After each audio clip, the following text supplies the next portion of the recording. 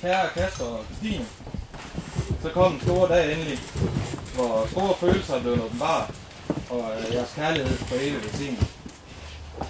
Det at være gæst, toastmaster og forlover i dag, er for mig en rigtig stor ære. Og alene det, at jeg stået side om side og bekræftet hinandens kærlighed, er enormt smukt.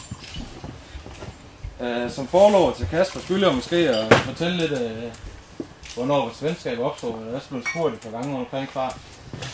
Og det er efterhånden ved at være mange år siden, at jeg begyndte på Kildebakkeskolen i 1. klasse, tror jeg.